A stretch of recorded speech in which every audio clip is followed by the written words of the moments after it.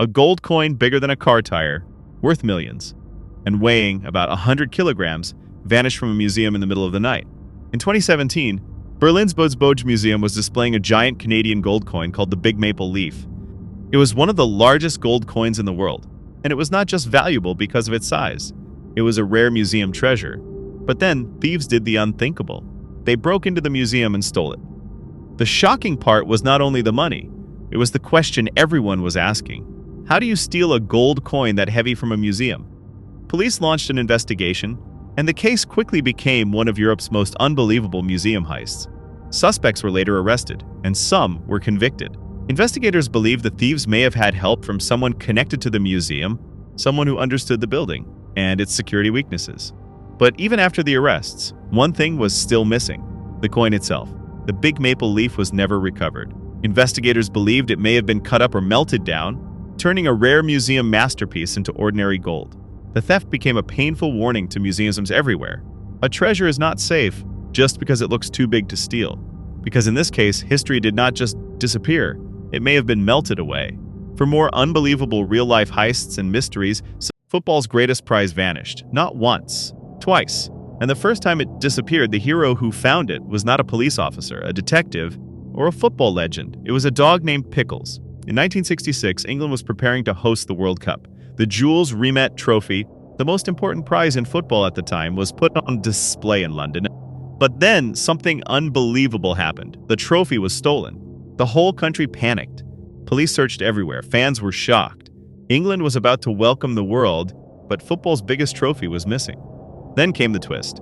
A man was walking his dog, Pickles, when the dog sniffed out a package hidden under a hedge. Inside the package was the stolen World Cup trophy. Pickles became a national hero. But years later, the trophy disappeared again. In 1983, Brazil had the Jules Rimet Trophy because they had won the World Cup 3 times. But thieves broke in and stole it from Brazil. This time, there was no Pickles. The trophy was never recovered, and many believe it may have been melted down. After that, World Cup trophy security became much tighter, and winners no longer get to keep the real trophy forever.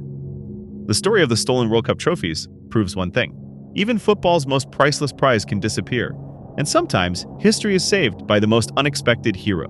For more unbelievable real-life heists and mysteries, they tried to steal millions in diamonds using a bulldozer. Yeah, this wasn't a movie. This actually happened. In the year 2000, London's Millennium Dome was showing off some of the rarest diamonds in the world. Security was tight, cameras everywhere, and the jewels were locked behind reinforced glass. Most people thought it was untouchable, but a gang of thieves had a plan so loud, so reckless, it almost worked. Instead of sneaking in quietly, they stole a bulldozer, covered it in metal plates, and drove it straight toward the dome like a tank.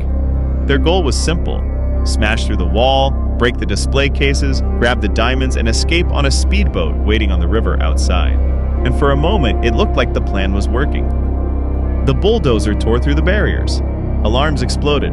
The thieves rushed inside with sledgehammers, ready to grab millions in jewels. But here's the twist: the police were already there.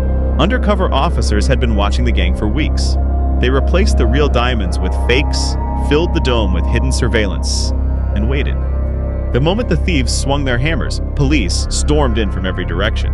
The gang never even touched a real diamond. In the end, the bulldozer heist became one of the most dramatic failed robberies in British history, proof that sometimes the boldest plans crash the hardest. They walked into a bank and left with £26 million like it was authorized. This is the night one of the UK's biggest banks lost millions without a traditional break-in.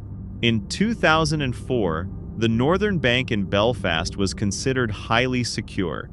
It wasn't the kind of place you could just walk into and take money from. Security systems were strict, procedures were tight, and everything was supposed to prevent exactly this kind of event. But what happened didn't follow the usual pattern of a robbery. Armed men reportedly took control of a situation inside the system itself, putting extreme pressure on bank staff and their families to force compliance. This wasn't chaos, it was control.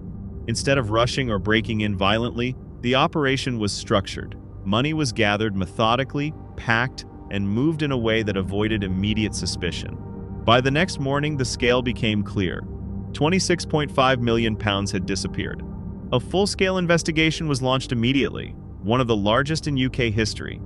Authorities reviewed surveillance, tracked movements, and followed every possible lead across multiple regions. But the case didn't resolve cleanly.